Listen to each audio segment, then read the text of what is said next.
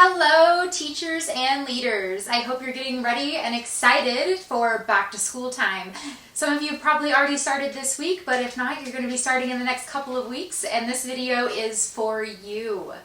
Hi, my name is Kaitlyn Daniel, host and creator of Sci-Fi Leadership, and if you're new here, welcome. I specialize in empowering leaders as they navigate how to best support mental health and well-being in our schools. And today's episode is made just for you. It is my top 5 mental health checklists for teachers and school leaders as they return back to school for another academic year. Let's get started.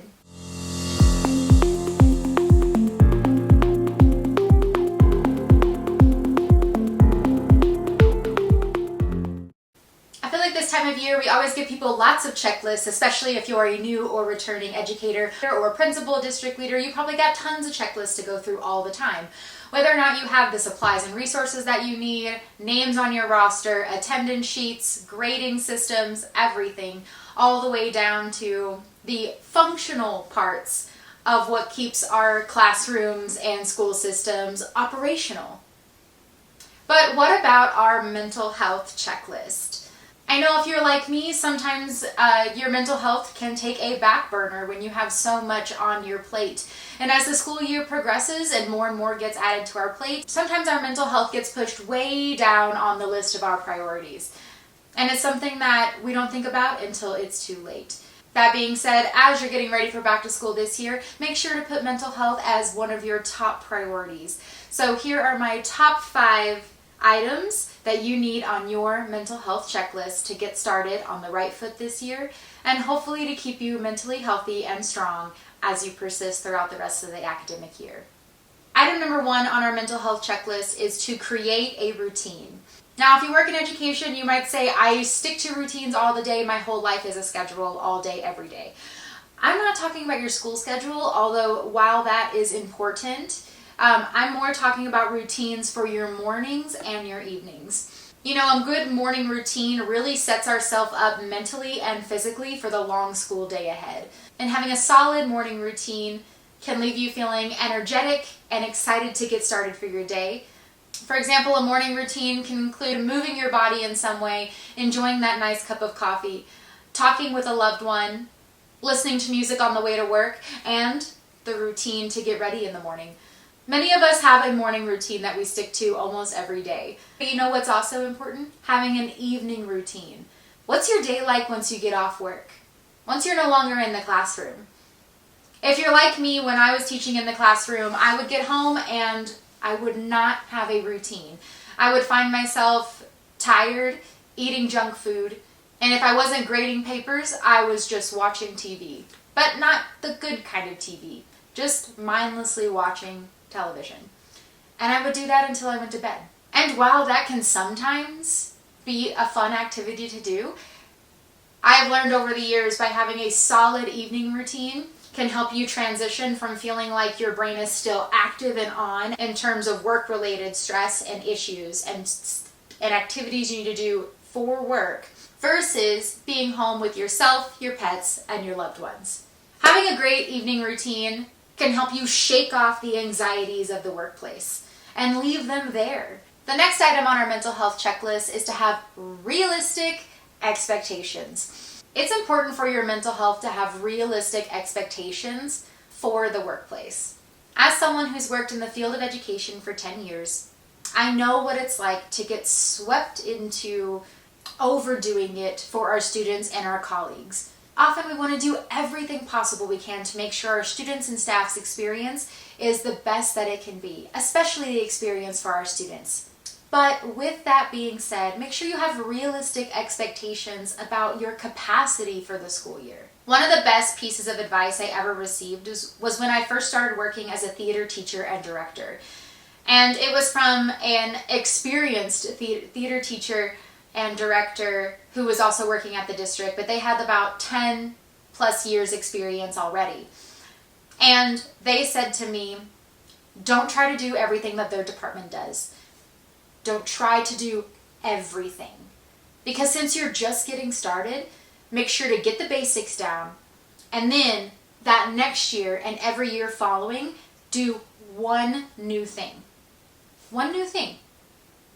and then just keep building your department, your classes, your boundaries, your classroom routines from there. So that's how I approach most things I do now. Every year I want to add one new thing to my routine or my lifestyle, or one change. And it can be a personal or professional capacity. But now I just do one new thing.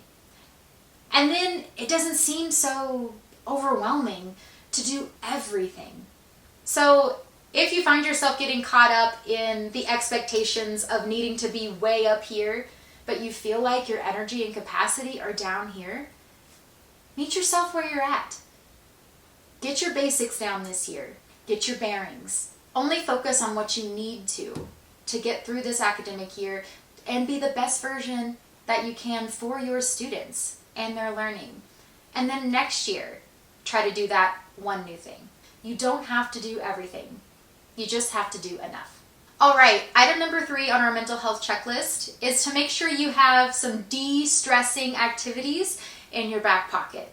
Like I said, working in education is stressful, and sometimes you work very, very long days and things can be unpredictable and chaotic. And you have to build up that capacity to be adaptive and resilient. But to do that, I would argue that you need some de-stressing activities so that you can decompress when you need to. This could mean you make sure to exercise, do yoga, meditate, breathing techniques, calling a loved one, spending time outside, painting, art, listening to music, anything that helps you decompress. That's why it's nice to have a list in your back pocket of some quick and dirty activities that you can do to relieve your stress. And along with that, we have item number 4, which is to establish your support crew. Make sure you have friends, loved ones, colleagues, anyone who's going to be in your corner when you have poor mental health.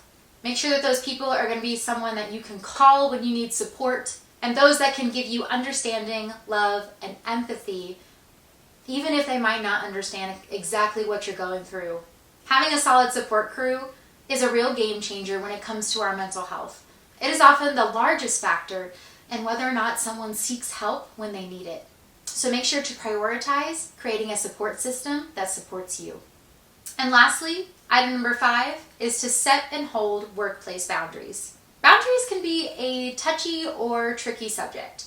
But remember, the key to setting boundaries is that they have to do with our behaviors and reactions.